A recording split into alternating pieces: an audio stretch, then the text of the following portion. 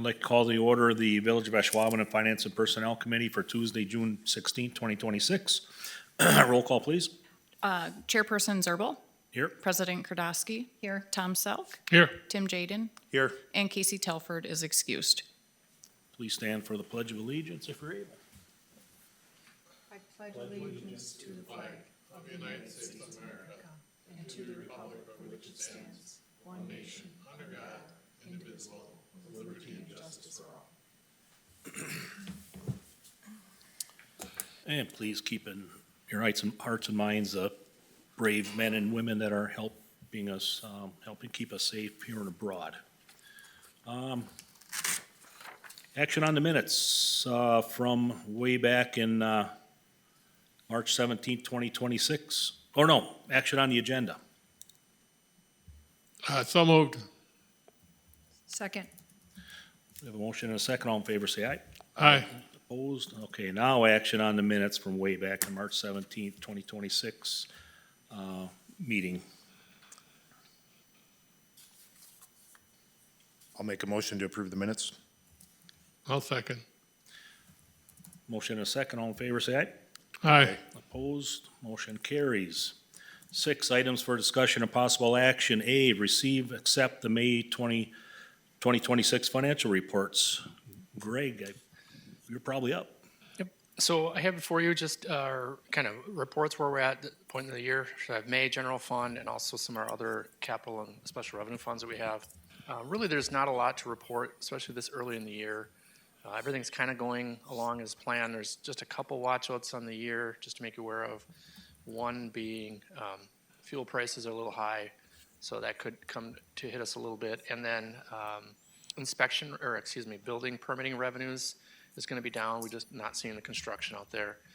We should be okay though. We'll come in higher with investment earnings than planned, so that'll help offset that over the course of the year. So at this point, there's really not much to report. As summer comes along, it's usually when the bulk of our activity, by the time we get to September, we start to have a real good picture of where the year will end. I don't anticipate anything though for this year.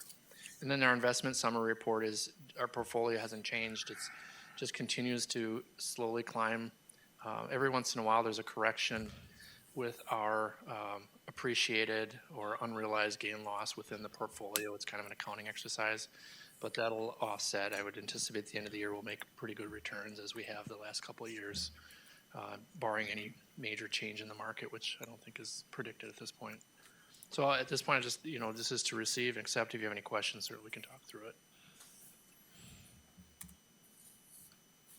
I see that public safety is under, I'm looking at 5 months worth. They're under. Is that mainly because of like summer season and Packer season? Well, you have a full year budget versus a May year-to-date actual. We don't budget monthly. Yeah, I know, but I'm just saying, normally it'd be about 40%, and it's below that. So that's why I was just questioning. Yeah, bulk of their overtime is going to be towards the second half of the year. They do a lot of their in-service training is in the fall, which is a big chunk. That's and then they're going to have a lot more overtime with Packer game related. They're a little bit under. They've been understaffed. We did budget some attrition, but overall that'll smooth out. Again, a lot of those non-personnel costs could be in play that just happen later in the year. But you're right. You use those as a guide, 40, 50%. We should be around 45%, 40%. So they're right there. But the fall will be the majority of the overtime with Packer games and their training.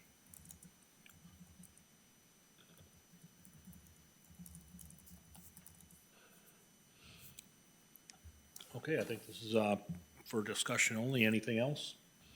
No. Do we need a motion to receive and accept? That would be fine. Yeah. Okay, I'll make the motion to receive and accept. I'll second it. Okay, we have a motion to receive and accept the 2026 financial reports. All in favor, say aye. Aye. Opposed? Motion carries. Move on to B, receive and accept the 2025 fiscal year audit report. So our audit is complete. In fact, I just received the documents for the board meeting next week, their financial highlight report and their insight analysis report. It is available on our website. You certainly can view it there, or if you want to attend or listen into the board meeting, Justin Hoagland, who's our principal partner at Baker Tilly, will be here to present the audit. Overall, there really was no concerns. I read through the reports. We don't have any issues or problems. Everything went well. During the audit, we were actually able to end the year with $195,000 positive net change in fund balance, which is really good. It helps us grow our undesignated fund balance to keep up with their growth and our expenditures. We have a policy that needs to be between 20 and 30%. And we'd like to slowly grow that. It only went up 0.3%, but it went up. So we're up 26.3% of our fund balance. That's how much fund balance we have compared to our expenditures. GFOA recommendation is, about 2-3 months. We're well above that. So overall, the audit and what they'll present next week, there's really not a lot of concern. I will say the one thing that they might bring up, and we know of this, it's our utilities. Our cash balances have been drawing down year over year, and we've been addressing that with rate changes. A lot of that has to do with the Green Bay Water and New Water increasing their costs back to us to cover a lot of their capital projects. But we've been addressing that, and we'll continue to address that going forward. But overall, I wouldn't anticipate any issues with our current status with our financials. What was the 95? What was that? Just moving money from one fund to another, or? So no, what happens at the end of the day, we budget. Our budget is a balanced budget, meaning that our expenditures equal our revenues in the general fund. We ended up having growth, if you will. It's not called net income in government, but it would be like a net income number. It's positive change in fund balance. So either we had essentially more revenues than expenses by $195,000. Now that could be a variety of things. Some things were under. A lot of that has to do with interest income. It's slowly coming down, but we don't want to budget to $1 million when we know it's going to come down over time. So we're able to absorb that. A lot of times what we do at the end of the year is we'll push all that money out to other funds for future capital projects, but we wanted to maintain a balance in there to help grow our undesignated fund balance, which helps meet our policies, internal policies. Our overall general fund expenditure budget has been growing year over year. Well, if our fund balance is supposed to be a certain percent of that, well, then we have to grow our fund balance to maintain those policies and those percentages. So 195 it's a variety of different things, mostly interest income being over what we budgeted. So it's a positive. Greg, just curious, and you might have answered part of it just now, but what happens when we come close to the thresholded percentage, the 20 and the 30? What actions do we take if we're hitting close to that 20 to bring it up, and if we're up at 30 to bring it? What happens then? So I think we do a good job as a team through our budgeting process to make sure that just doesn't happen. That if it's going to happen, it's going to be something out of our control. Some major event happened, and we had to spend $500,000 that we did not anticipate for something.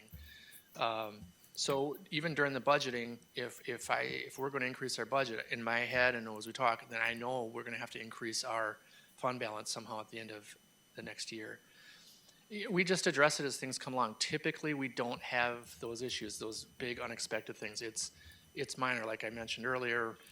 Our building permitting revenue is down. Well, I know roughly what that's going to be, but I also know that the interest is going to cover that. If I didn't have the interest, well, then I'd have to sit down internally and we'd have to talk about, okay, what are we going to do?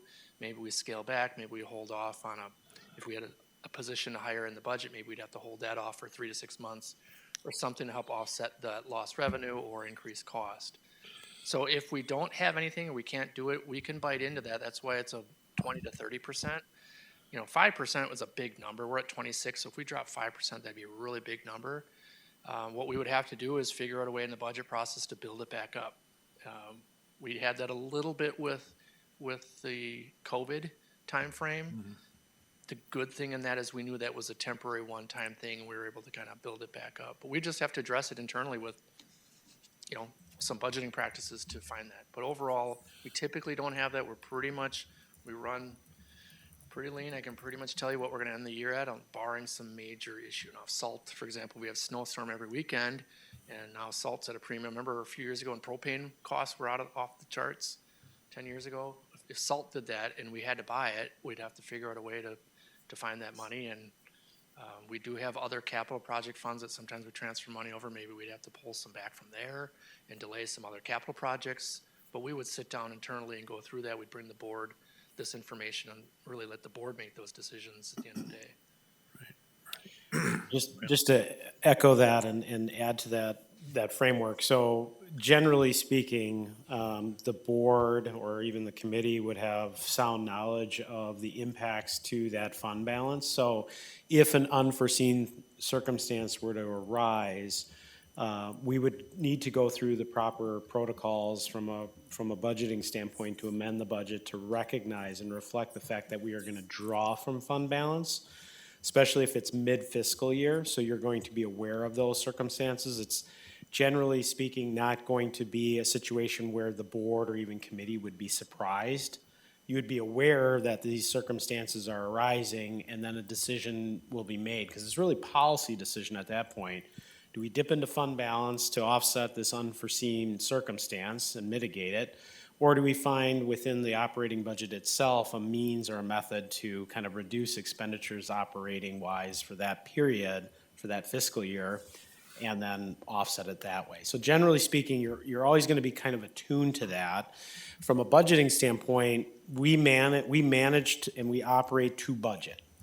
And so what Greg does and what you see in this unaudited report is $195,000 is we managed to budget, but because of some unforeseen circumstances from a budgeting standpoint, although we did recognize that interest rates are probably not going to come down, so our interest income is going to stay up. To be conservative, we left that alone in the budget, knowing that we'll probably have a surplus that we could then apply back to that fund balance. We have had circumstances where that fund balance amount has reached closer or above that 30% threshold. Then we address that at the next budget. We say, what do we want to do with that? And there have been years in the last 5 or 6 where we've said, we're going to draw from that fund balance, put it towards a capital project or something else. Because at the end of the day, these are taxpayer dollars, and we want to put them to use and utilize them for the people that paid them. And so there's that continual balance of making sure that we're being good stewards and having reserves available in the event we need them, but not having an overabundance of reserves and putting the dollars that people have paid today to good work. And so again, that kind of comes down to that budgeting sequence, and so it's important as part of the audit to reflect that fund balance so that when you go into next year's budget, you're like, okay, we're comfortable at 26%. If we were at 33%, we might want to spend some of that down. To Greg's point, if we're at closer to 20%, we can budget for a reserve, where we allocate dollars to reserve specifically so that we could build that back up to a more tolerable percentage. Okay, thank you.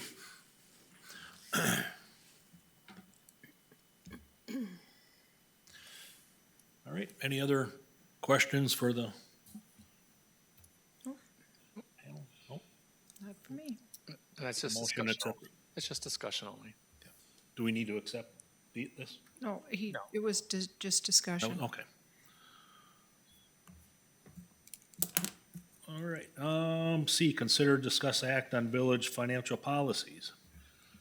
So the finance department has a number of different policies in place, and part of those policies are that they come before this committee on an annual basis for review, if there's any changes, and then obviously they're accepted each and every year. I have no changes to any of these policies. We have a continuing disclosure procedure policy, which is kind of mandated. We need to, when we issue debt, there's a board called EMMA. They're part of the rating process, and they require certain financial information to be provided. So that's also in a policy which kind of walks through that. We have a debt management policy, which kind of we look at when we're going to issue debt, how we do that, what we can borrow, all those types of things. Fund balance, we kind of discussed already. Investment policy, what are the things we can invest in and not invest in? What are the priorities? Purchasing policy internally, so if it's over X dollars, it needs to get certain amounts of approval or a certain number of bids or a formal bid or an informal bid, those types of things. And a structurally balanced budget policy says, hey, we're going to make sure that our budget is balanced to zero. So we have revenues equal expenditures, and that's somewhat mandated by state statute. So those are the policies here. The only change I have in here is in the continuing disclosure policy. I just simply updated with the most current information. Everything's the same, it's just replacing 2024 data with 2025 financial data. So I don't have any changes. Typically, these are more or less comparable to almost every other municipality in the state. A lot of these are. The auditors have copies, and they'll tell you if we're way off base, if we're not in line with what everybody else is doing. So it's pretty much standard. Most of these are standard with what state municipal governments have in place. So I have no changes other than that, like I said, updating the data in the continuing disclosure with the 2025 data. Okay. So if you're in agreement, then there would be a motion to accept these policies. I'll make that motion. I'll second it. Okay, we have a motion and a second to accept the financial policies. All in favor, say aye. Aye. Opposed? Motion carries. I just have a comment. In reading through this, I'm very surprised at the uncollected taxes. The number is so, it's minuscule, like $10,000 of the whole budget, which is, people must be paying, which is very nice to know. I mean, there's no collection problem the way it sounds. Well, and those numbers are from prior years. Those are personal property.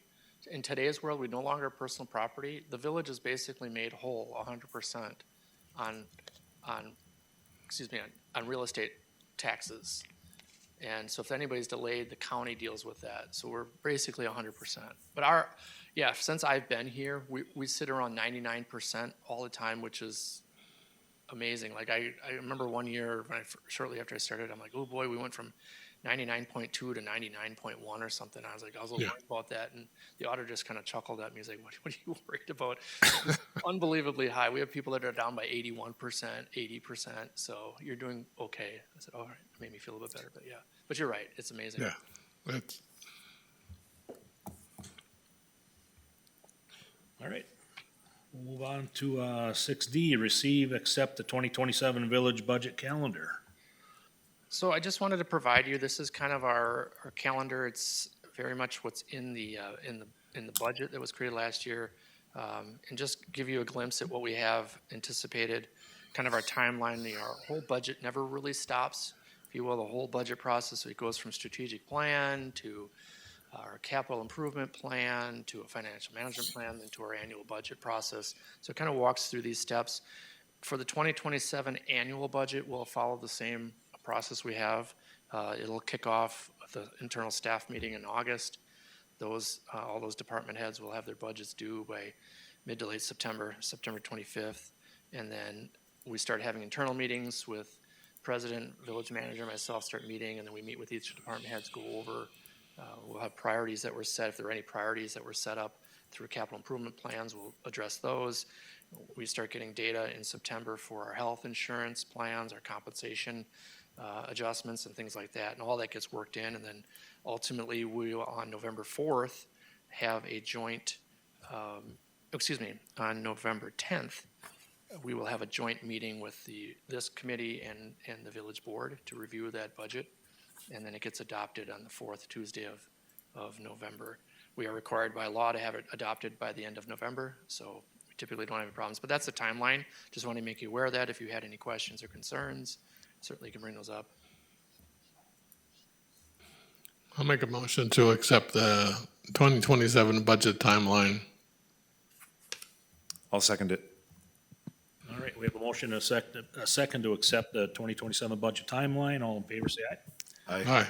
Opposed, motion carries. E, consider, discuss, act on the public works superintendent position description and authorization to proceed with recruitment and hiring of position. I'll start us off here, Chris, and then Megan and Brian are here to answer specific questions about the position and kind of hiring process.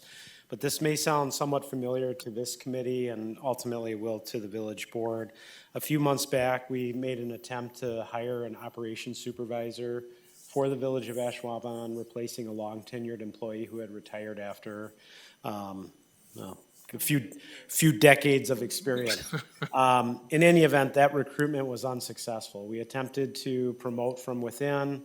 And through that effort, we were unsuccessful because we did not have a viable internal candidate that wanted the position per se. So following that unsuccessful recruitment, we reviewed administratively the position and some of the aspects of the operational components of the Public Works Department, recognizing that not only does this position need to take on kind of a greater responsibility from the operational side, but also an opportunity to kind of restructure the operation side of Public Works and provide some task relief to the current Director of Public Works, which is Brian. And so we came up with the concept of taking some job duties away from the Director position, assigning it to what will be this new position that we are proposing, the Public Works Superintendent, with the goal of setting up a framework that future changes to the department could be made possible because of this organizational or structural change within the department. Currently within Public Works, you kind of have your operations group, you have your utilities group, you have GIS, you have engineering. They're kind of their own separate divisions within Public Works. And what we found is that there may be opportunities to combine elements of operational divisions into different buckets. So as an example, fleet and facilities is predominantly handled by our Director of Public Works. That is a pretty tall burden for that position to deal with on a day-to-day basis. At some point, the department is likely to propose adding some additional positions within the department over time. One of those, as an example, would be a facilities manager or maintenance manager for facilities, so that our director is not doing that. So that would be an operational division then within Public Works that this superintendent would then oversee. And so again, we're kind of creating the structure to initiate that process of adding some additional divisions, if you will, and separation of duties within Public Works to add some efficiencies within the operations of the position. So again, the position description that you have before you is the Public Works Superintendent position. It adds elements about fleet. It adds elements about facility maintenance and management. And then by doing so, it elevates that position to a higher pay grade, which should ultimately help in the recruitment aspects of the position because we're going to be broadening the scope beyond just individuals that are operators within the department. This position would be attractive to not only operators within the department, but also potentially external candidates that may be interested in not necessarily being a Director of Public Works yet, but may be interested in eventually ascending to that position. And so this is kind of that mid-level manager position within Public Works that will help them learn operations, administer operations, and then eventually look to expand their horizons potentially as a future director, either for ourselves when Brian decides to retire in 40 years or for another agency. So again, we reviewed it, Megan from HR, Brian and I reviewed it. We just think that there's some real opportunity within Public Works to create some separation of duties, set ourselves up for future growth within the department from a personnel standpoint to ensure that we're not overwhelming one person or one position with responsibilities, but kind of dividing some of those tasks out without necessarily creating management positions. Although I said a facility manager, that's really kind of a working position. So they're not necessarily managing people, they're managing a program. And so that's kind of what we're eventually working towards, is establishing positions within the department that would then manage a program. So not necessarily people, but manage the maintenance program for our facilities or manage our fleet system. We feel that there's going to be an opportunity to increase effectiveness in how we deliver service and then also improve efficiency because right now we have so many hands in the cookie jar, if you will. It's really hard to kind of keep track of things like facility maintenance because we're dealing with things here at Village Hall or at the community center or at our utility sites like well houses and things of that nature. And then from a fleet standpoint, we have so many people that are involved in fleet specing out specifications to ordering to maintenance. So just kind of bringing that under one program area and one person responsible, again, will improve that efficiency and that effectiveness. So with that, just kind of as an introduction to what we're proposing to do, if the committee is agreeable to it, a motion to recommend the creation of this position to replace the operations supervisor. So we're not necessarily we're creating a new position, but we're not creating a new headcount today.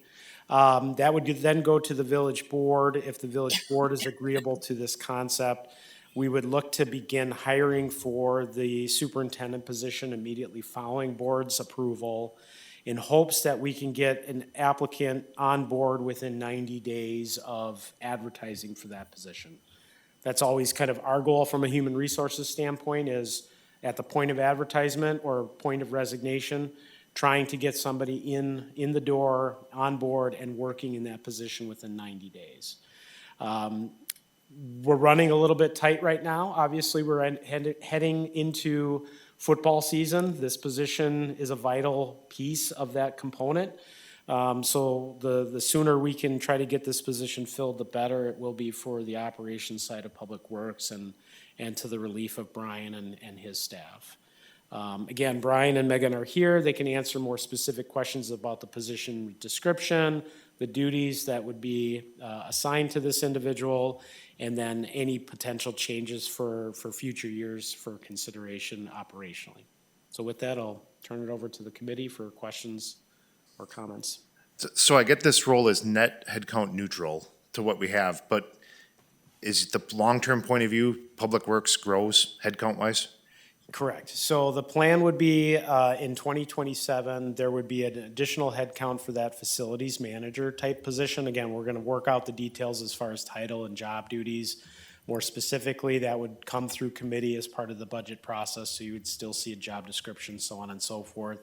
At some point down the road beyond that, whether that's in 2028, 2029, or beyond, there could be an additional position or retooling of positions, particularly in our mechanics and shop area as it relates to fleet, right? We know that there are individuals that at some point will retire, and so those are opportunities too that we'll look towards is, are those the right moments to retool a position and set it up for that future need? Okay, so would we have expected that growth if we were able to find somebody for the current posting? Would we ask for that in 2027 anyway?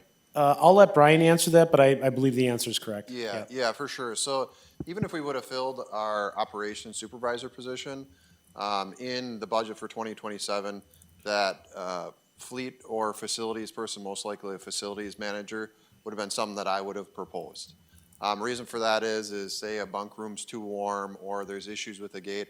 All those things get funneled through me, sometimes even addressed by me, which pulls me away from a lot of other higher level type tasks, just because we don't have a singular person that's, focused on facilities. I mean, when a light bulb burns out or furnace filters need to be changed or a belt's smoking, if I don't have the time to do it, we have to pull someone off from the streets that may be out, say, crack filling, picking garbage in order to do that type of work. So the hopes would be is that facilities person would be able to assist with getting that type of stuff done. Not only that, be a little bit more visionary in looking at our Public Works garage expansion project, potentially that'll kick off later this year into next year. And then with that, if any other future, large facility projects. Majority of our facilities maintenance is very, very reactive here. It's not as proactive as I would like to see, especially for an organization, of this size. I mean, it's hard to believe we have well over 24 facilities when you look at all of our well houses, lift stations, all the park properties. Just here we have 2 buildings, and some of the buildings are very complex. It's not like just maintaining a residential home. And with that, I think that it would be appropriate to have someone that could take on those tasks to be a little bit more proactive and plan. Thank you. No problem. As a village, we've grown in this last couple of years. We've really grown, and we always prided ourselves on running lean and mean. Right now, I don't think we can do that. People are amazed when I tell them we have, Brian, 15 guys in Public Works that do all of our garbage pickup. They do all of our right-of-way stuff. They do our crack filling. They do everything. They plow all the snow. They set up all the barricades for Packer games. And people are amazed that we only have 15 that do that. So And I've always said too, you know, when Brian went on vacation, he brought his laptop with him to make sure that if there were any messages sent to him about the temperature, or if some, like he said, a belt is smoking or the gate won't lift, he's in Arizona dealing with it. And that's not where his tasks should lie. So, Yeah, and the one thing that's very different in Ashwaubenon here, you know, for the size of our municipality, we're a full-service public works department. So, you know, we're out doing concrete repairs, we're out crack filling. A lot of other municipalities of similar size don't self-perform a lot of that work. A lot of it's contracted out. You know, garbage collection, you look at Howard, it's all a contracted service. Bellevue, it's a contracted service. We do a lot of those services in-house. So when you look at, you know, the volume of staff that we have and the services that we provide and the different types of work efforts that we do, it's very unique. It's cool. It's awesome because, you know, our guys get to do a lot of different things throughout their workday in comparison to a lot of other municipalities of similar size. Does it give us a competitive cost?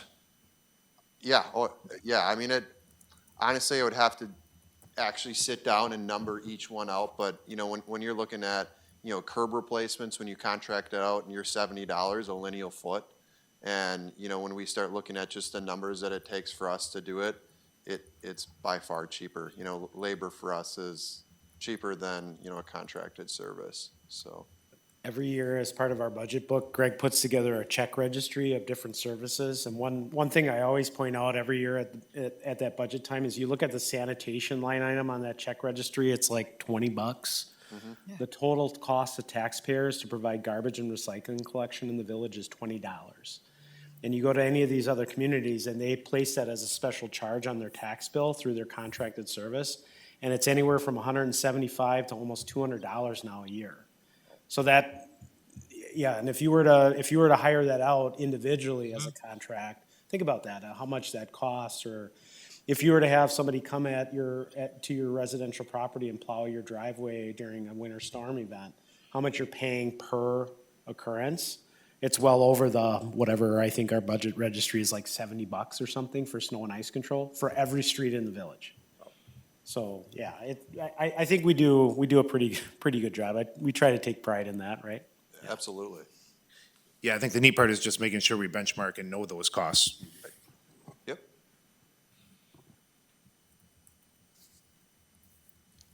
If there's no other questions, I'll make a motion to recommend approval of the Public Works Superintendent position description and the advertising and hiring of the vacated position as requested by the village manager. I'll second that. All right, we have a motion and a second. All in favor, say aye. All right, Opposed, motion carries. good luck. All right, F, consider, discuss, act on recommended amendments to the Village of Ashwaubenon Employee Handbook. All right, thanks, Chris. I'm gonna pass this on to Megan Noltner, our Human Resources Generalist, to kind of walk through the details of the changes. But just in a general sense, we review our handbook annually. That's a component of the handbook itself. To review it annually, it's a component of our strategic plan to review it annually, make sure that it's up to date and conforms to best practices and law.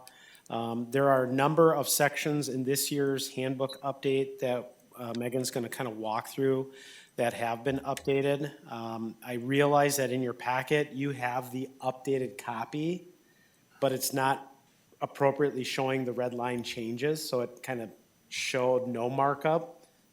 The copy that you have in your packet is the updated draft version. You're just not seeing what we actually changed. So Megan's gonna kind of walk through the more substantive changes to the handbook.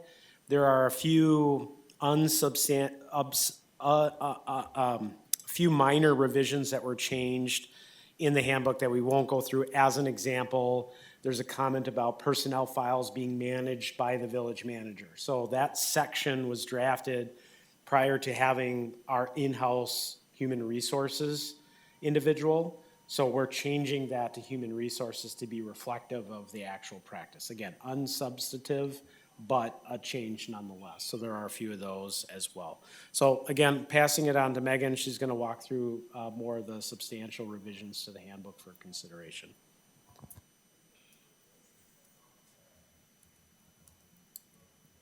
There we go. Okay, so the first substantial change was a revision to the anti-nepotism policy. Specifically, we're looking to include seasonal and or temporary positions as part of our policy.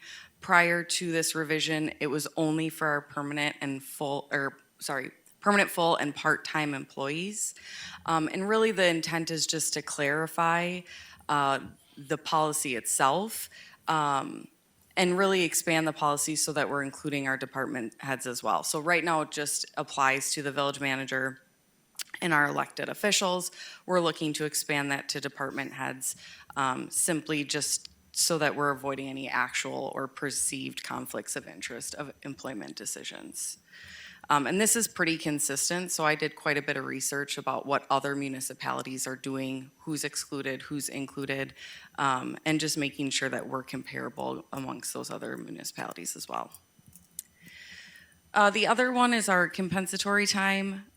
So this really was just a clarification that was asked by our finance department, really just so the policy reflects our practice and how it can not be earned or paid out in that last pay period, just to ensure that they're able to have it paid out with the last pay period versus into the new year.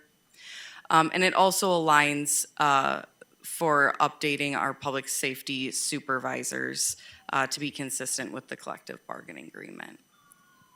Yeah, just to touch on that, so the board members are aware of this, committee members may not be because they're not necessarily involved in the negotiation of the collective bargaining agreement.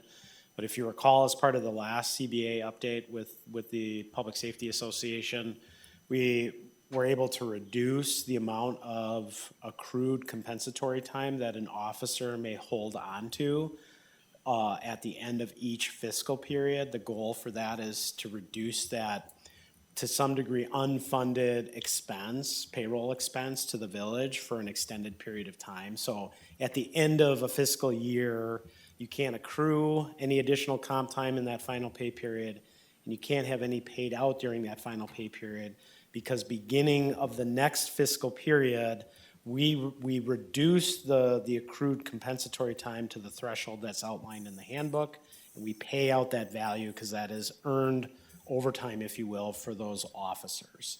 And again, that reduces that, because what we had before is you could accrue up to like 480 hours of time and then keep that, even though you earned it at X number of dollars, you keep that accrued time then for the next 10 years, and then when you retire in 10 years, it's getting paid out at your new wage, which is much greater than it was at the time in which it was earned.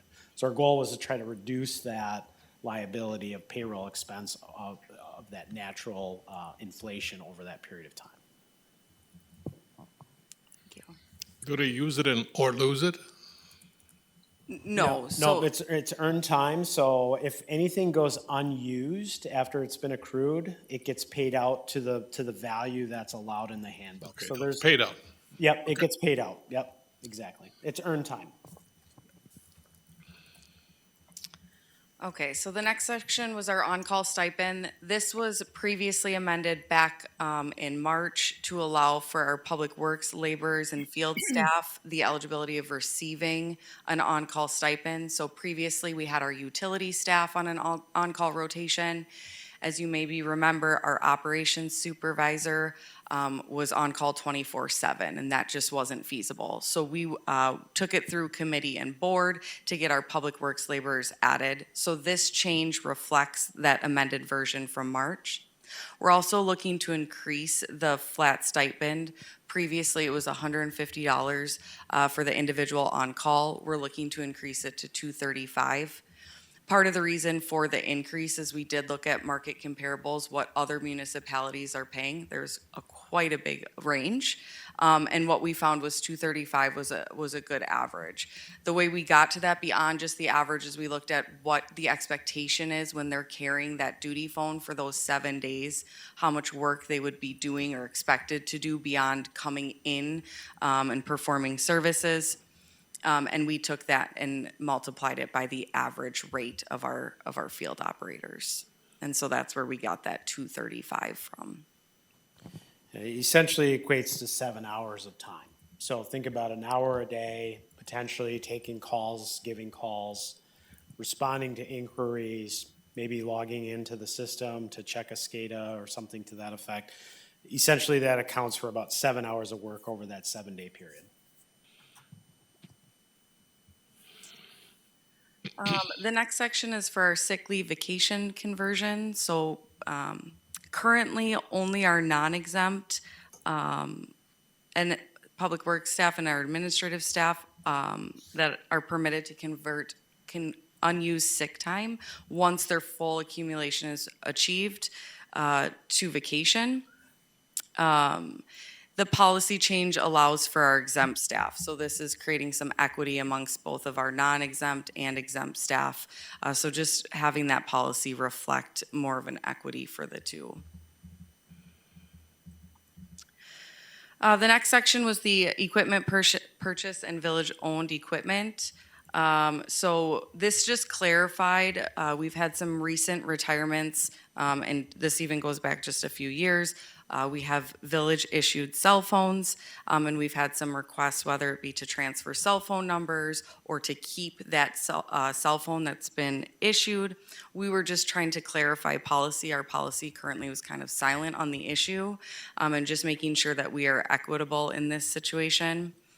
So we have identified that anyone who currently has a village cell phone that would be retiring with the village is able to have their cell phone number transferred to a personal device, but they would not be able to maintain that village-issued cell phone post-retirement. I'll just add too, there is some discretion here by the village manager. So in the event a retiring employee has a phone number that we simply do not want to transfer to that individual personally, maybe it's used for some type of on-call rotation or for some other purpose, I would have the ability to use discretion as to whether or not that number could be transferred over. So it gives the option that the number could be transferred over. It allows us to maintain that discretion, but it does set a hard precedent saying, no, any device the village owned that was being used by that employee can't be sold or transferred to that employee upon retirement. Because we were having that as well, where they would want to buy or get the value of that phone at retirement so that they didn't have the need to get their own personal device. All right, the next section was our dress code. So we are proposing an increase to our boot allowance and also extending it to a clothing allowance. This is specific to our utility staff, field staff, building inspectors.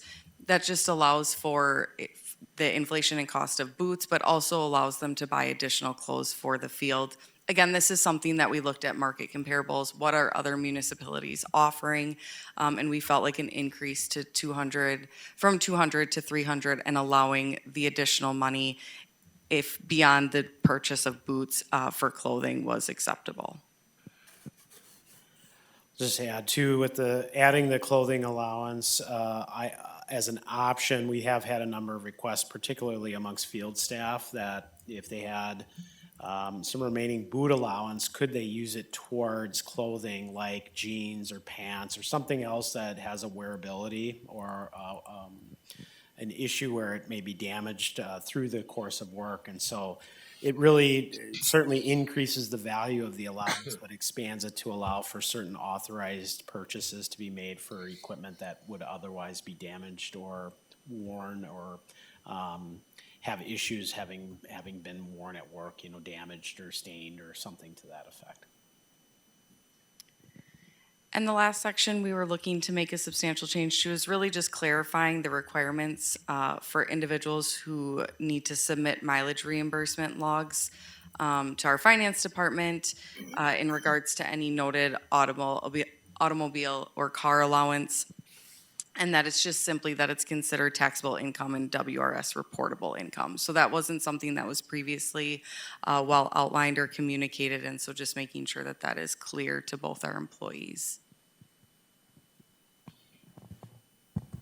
That kind of wraps up the more substantive changes. I just want to note that any financial changes, such as the on-call stipend or the dress code, those changes in value would be effective January 1.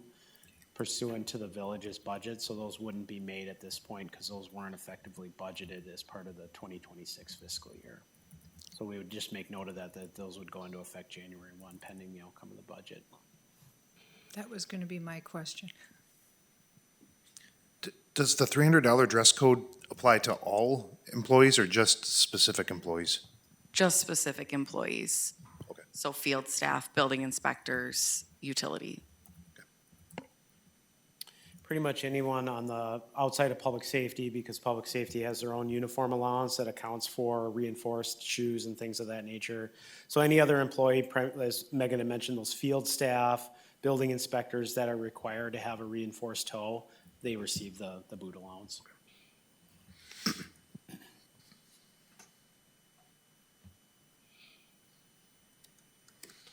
All right, there's no other discussion or questions. I'll take a motion to accept the amendment. I will make a motion to recommend amending the Village of Ashwaubenon Employee Handbook as provided. I'll second. All right, we have a motion and a second. All in favor, say aye. Aye. Aye. Opposed, motion carries. 7, items for next agenda. If anybody would like to, I just want to add that we will have a meeting next month, Greg, correct? We're going to be reviewing capital improvement projects at community level. So I know we don't necessarily meet every month, but we're getting into budget season, so we will plan to have another meeting in July to review the capital improvement plan. okay.